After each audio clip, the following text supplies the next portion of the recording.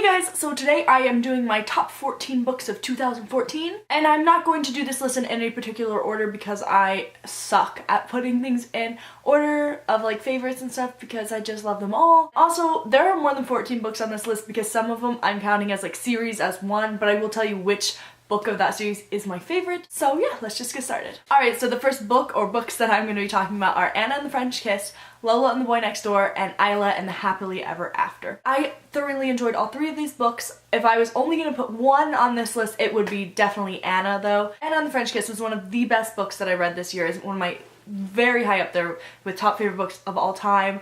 I love it so much. My second favorite would be Isla, and then my third would be Lola, although I do love all three. I love the romance in them. They're just adorable, and I think that they have a lot of humor in them, and I also love how they travel and you get to see all these different places and you really feel like you're in those places. So the second book that I'm going to talk about is probably the book that impacted me most this year, and that is Forbidden by Tabitha Suzuma. That book is also way high up there with one of the best books I read this year. One of my favorite books of all time now. I went into it not knowing what I was going to think about it. You know, I had heard so much good stuff about it, but it was just the content of it. You don't know how you're going to feel about it. But I went in with an open mind. It was the first standalone novel to ever make me cry. It tore my heart into pieces. And if you don't know, it is about a brother and a sister that fall in love.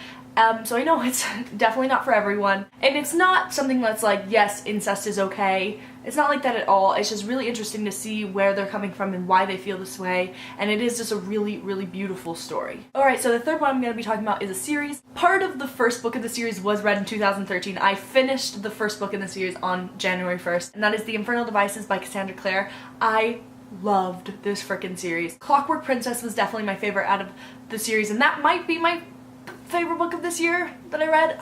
I don't know, it's really hard, but that book is just amazing. Will Herondale, oh my god. And it's like shadow hunters, people that hunt demons, and it has warlocks and fairies and everything, and it's in London in the 1800s, I believe.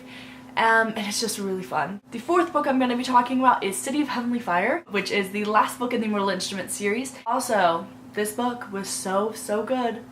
Really high up there. I can't choose a favorite, it's too hard. I thought it was so good as an ending to the series. It was freaking huge. I read it in like 3 days. I can't believe I read it that fast, and it broke my heart and mended my heart. It's really sad that the Mortal Instruments is over because that's one of my all-time favorite series. We'll get more Shadowhunter series coming soon, so it's okay. And my fifth book, which should have been the one before this, is Four by Veronica Roth, and yes, this is a signed copy. This is short stories about the character Four, Tobias, from the Divergent series. I am obsessed with the Divergent series, and so I was really happy about these short stories. I wasn't sure how much I was gonna like it because I'm not the hugest fan of short stories usually. I don't like novellas that much usually. I liked all the stories. I just thought it was so cool to see Four before he was like the big strong Four that we know now. I just really love that book. And then number 6 is Fangirl by Rainbow Rowell. This year for me was really all about the contemporary. I had never really read contemporary before. Well, in 2013 I read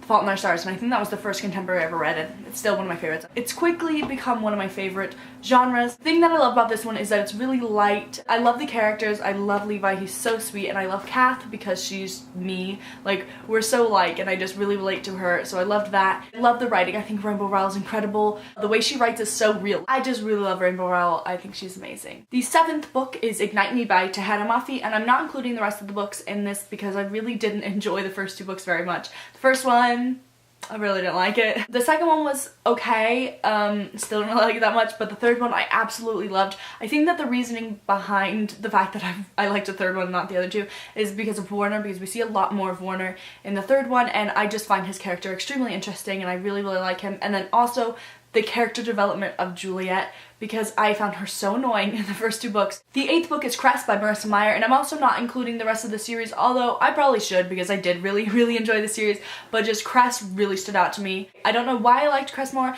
I think it's because it had so many characters and they're all intertwining, and I just love how she does that.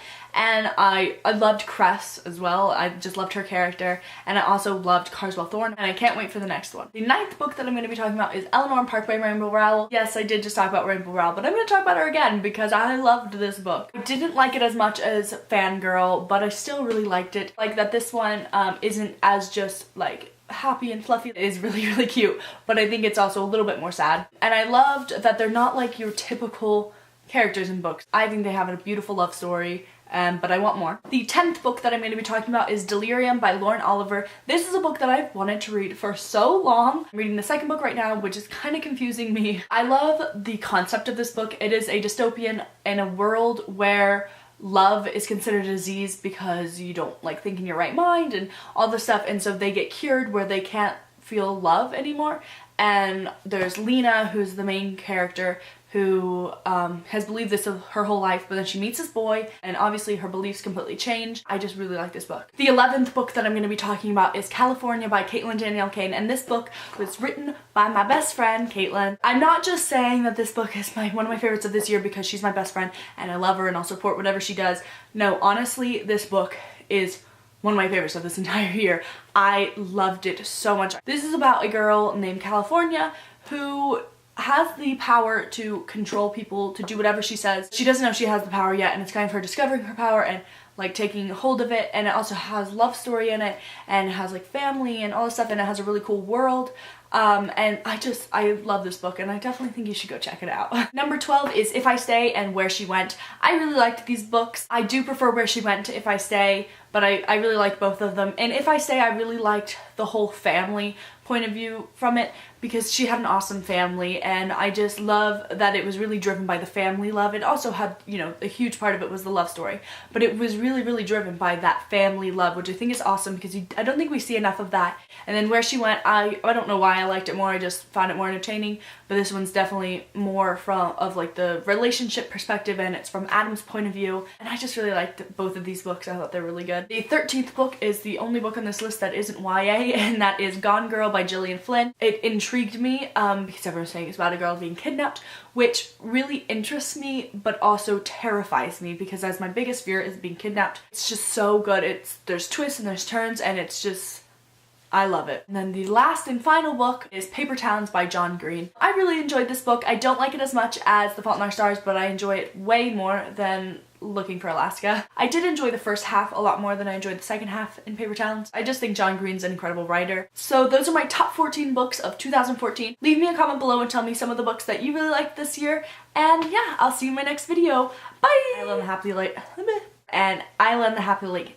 Oh my god. Oh my god. Alright, so the third one that, leave me a comment below and tell me what